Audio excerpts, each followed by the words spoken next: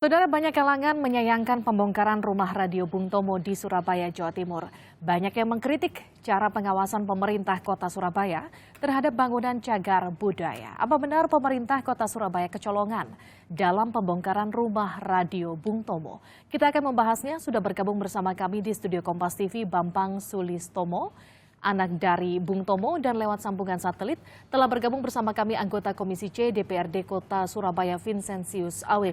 Selamat petang Mas Bambang, selamat petang juga Pak Vincentius. Ya, selamat petang Bu Liviana dan selamat petang juga Mas Bambang. Oke, Mas Vincent, merdeka Mas Vincent. Kita ke Pak Bambang dulu. Pak Merdeka. Bambang, sejak kapan Anda dan keluarga tahu bahwa rumah radio Bung Tomo ini dirobohkan? Sejak saya baca media sosial, waktu itu Pak Trimulyo itu pengacara lagi libur lapor ke polisi, ditolak sama polisi.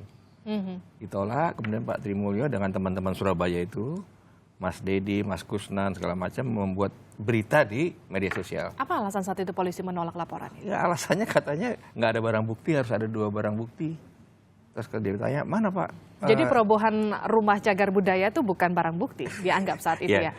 Saya tulis bahwa memang kemungkinan besar kepolisian yang pada saat itu piket tidak paham tentang undang-undang cagar budaya. Dan ternyata memang diakui. Memang diakui saat itu? Ya, tidak semua mereka paham tentang undang-undang cagar budaya. Itu. Dan kemudian Pak Trimulyo dengan itu, kemudian mereka mengundang teman-teman aktivis di Surabaya bersama Cak Taufik Monyong dan sebagainya itu muncul di media sosial, kumpul teman-teman pada keesokan harinya. Baru rame saat itu? Iya. Tapi kemudian bagaimana respon keluarga? Apa respon Pak Bambang waktu pertama kali dengar soal itu? Begini, ini kan cagar budaya. Saya bilang sama teman-teman, Rek, ojo sempit noiki pada orang per orang atau pejuangnya dulu. Jangan sempitkan itu. Artinya cagar budaya ini tempat para pejuang waktu itu, cerita Bapak itu, bahwa untuk mengumpulkan para pejuang, merumuskan bagaimana mengambil senjata Jepang, bagaimana melawan ancaman dari calon penjajah yang mau masuk, tentara sekutu, bagaimana mensosialisasikan gerakan-gerakan rakyat untuk melawan penjajahan. Nah, setelah mereka kumpul macam-macam, mereka sepakat bikin radio. Dan diundanglah banyak tokoh pidato di situ. Nah, ini kan merupakan satu bentuk perjuangan yang total gitu loh. Orang bilang perang rakyat semesta di situ. Nah, saya sebagai anak muda, saya lihat tuh yang penting nilai-nilai kejuangan. Nilai-nilai bela negara. Nilai-nilai pembentukan jati diri bangsa. Nilai-nilai kerelaan, pengorbanan, dan keikhlasan. Nah, jadi kalau bangunan itu dibongkar, berarti ada pihak yang ingin menghilangkan nilai-nilai itu. Kecewa pasti. Iya, menghilangkan nilai-nilai itu karena apa? Yang kita hadapi dulu kan penjajah. Jangan-jangan yang bongkar ini antek penjajah gitu loh. Tapi selama ini bagaimana Anda melihat bagaimana perawatan rumah radio tersebut, pemeliharaannya selama ini seperti apa? Apakah cukup baik memang? Saya memang pernah ke sana dengan Ibu, berkunjung dan melewati beberapa ruangan. Memang yang punya rumah itu sudah tahu jadi cagar budaya. Tapi kan memang seharusnya Pemkot itu ikut memelihara lah seharusnya. Kalau dibilang cagar budaya, jangan sampai yang punya rumah itu keberatan untuk ikut memelihara, karena ini kan sudah bagian tanggung jawab negara. Gitu. Nah, ini yang saya kira yang harus kita bicarakan. Ditempati perseorangan, tapi seharusnya pemerintah kota ini ikut dalam pemeliharaan dan juga menjaganya. Pak Vincentius, jadi siapa yang salah? Ini kecolongan, Pak? Ya, jadi kalau saya katakan ini sebenarnya adalah kesalahan seluruh stakeholder yang ada ya. Artinya ini juga bukan hanya tanggung jawab pemerintahan, tapi seluruh masyarakat yang ada. Memang kepedulian terhadap bangunan cagar budaya ini sangat minim. Ya.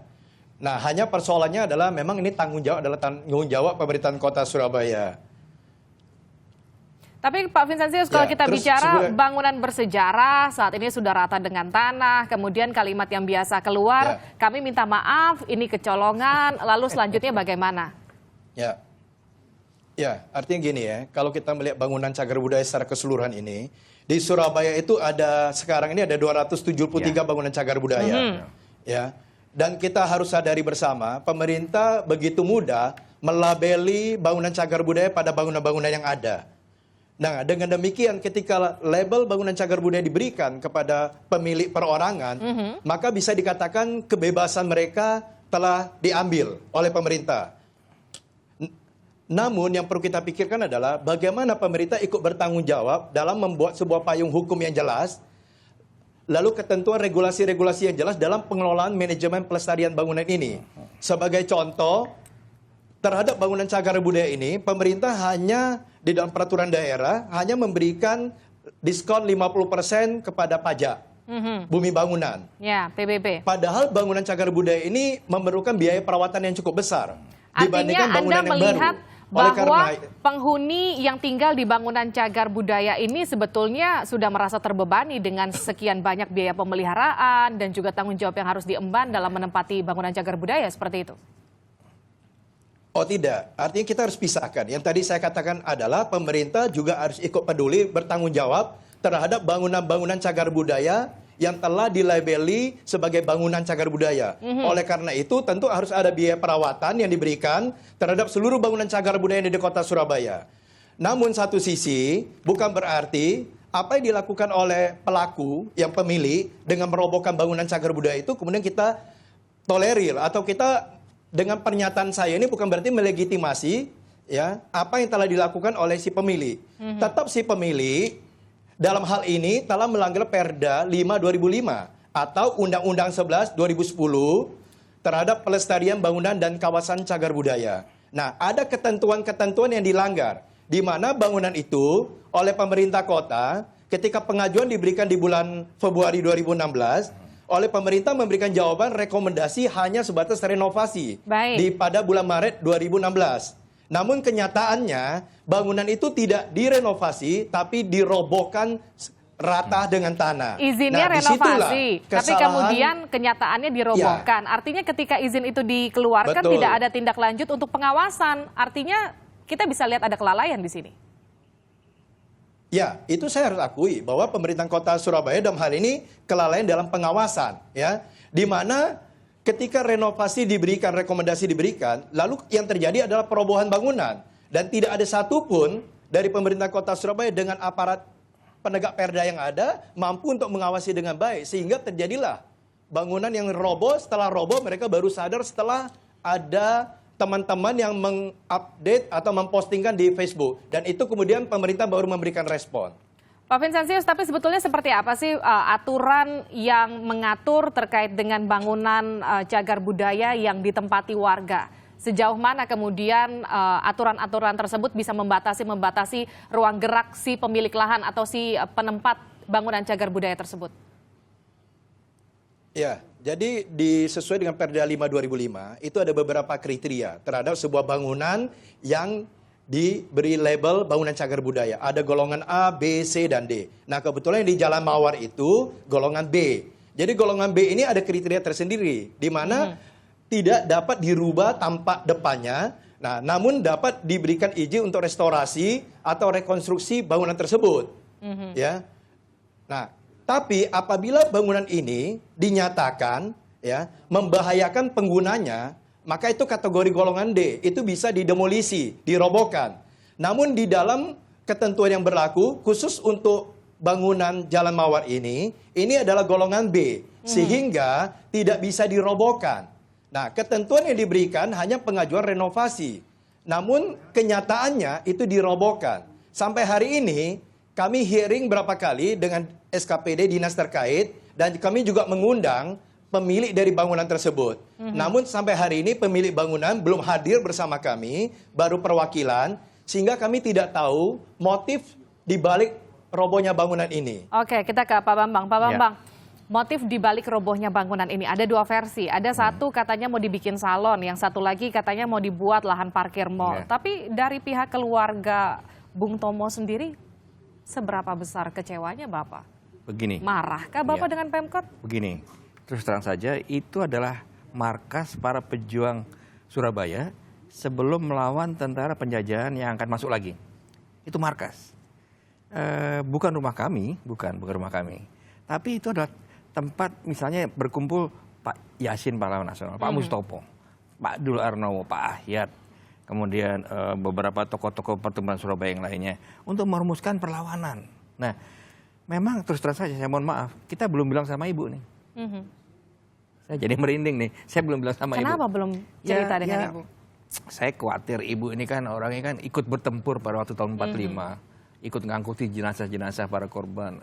Akan merasa sangat terluka kalau dia tahu bangunan itu hancur. Jadi kita nggak bilang sama ibu, tapi kalau seandainya nanti misalnya janji dari Pemkot bersama apa itu yang mau bikin parkir itu janjinya ditepati untuk membangun kembali, barangkali kita bisa bilang sama ibu bahwa itu memang direnovasi, diperbaiki demi seperti itulah. Tapi jika memang janji itu dipenuhi, Kepala Dinas Pariwisata dan Kebudayaan Surabaya juga sudah menyatakan, oke, kita restorasi lagi, kita bangun ulang, kita bikin replikanya yang 90% hampir sama.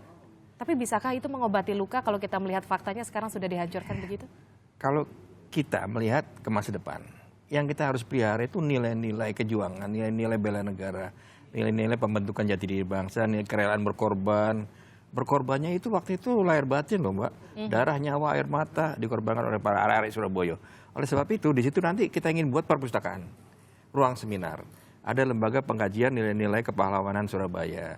Ada semacam tempat anak-anak para aktivis arek-arek Surabaya bisa berkumpul berbicara tentang masalah-masalah Surabaya.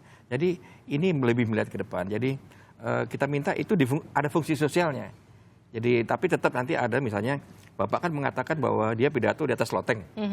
Di atas loteng itu dia naik ngumpet karena apa? Untuk ngumpet daripada orang yang nyari-nyari itu.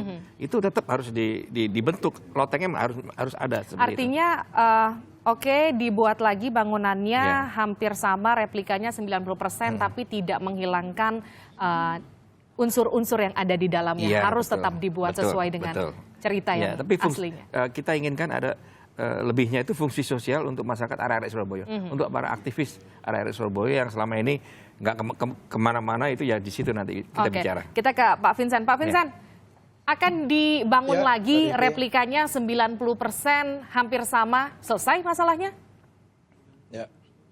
Ya, jadi gini, kalau kita bicara replikasi, artinya dibangun kembali lagi membentuk sebuah museum, namun itu tidak lantas kemudian memberikan pengampunan kepada si pelaku.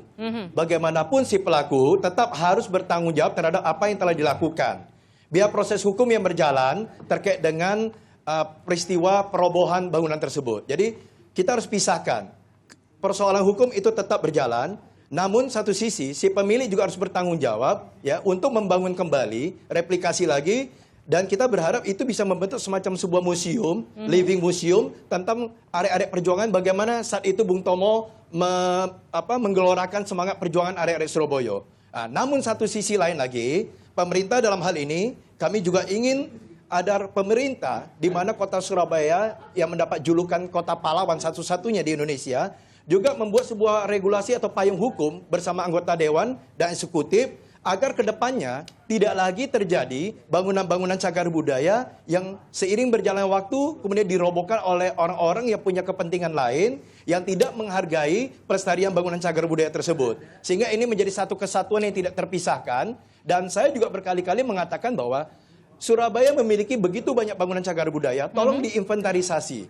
Mana bangunan-bangunan yang memiliki nilai heroik. Bila perlu, Pemkot Surabaya dengan APBD yang ada mengeksekusi, mengakuisisi bangunan-bangunan cagar budaya tersebut menjadi milik asetnya pemerintahan kota. Supaya ada pengawasan yang lebih ekstra ketat untuk pengawasan yang bisa lebih maksimal lagi dan mencegah kejadian serupa kembali terulang. Tapi kemudian pertanyaan terakhir saya kepada Pak Bambang. Ketika kemudian nanti Pemkot dan juga pihak Dinas Pariwisata sudah menyatakan oke kita bangun ulang. Apa harapan selanjutnya nanti? Ya kita harapkan Pemkot bersama masyarakat Surabaya bisa melanjutkan dan memelihara nilai-nilai yang terkandung dalam bangunan itu. Sehingga nanti terus terang saja kita ini kan sekarang ada dalam situasi krisis nilai. Berbagai macam benturan-benturan budaya dan sebagainya.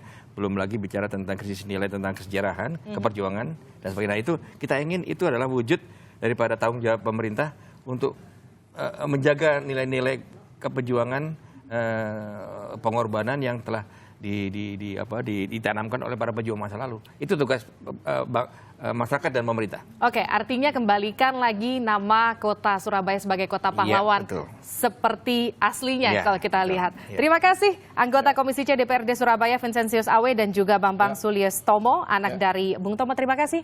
Pak Bambang, terima kasih Pak Vincent telah bergabung bersama kami. Terima kasih Mas Yusuf.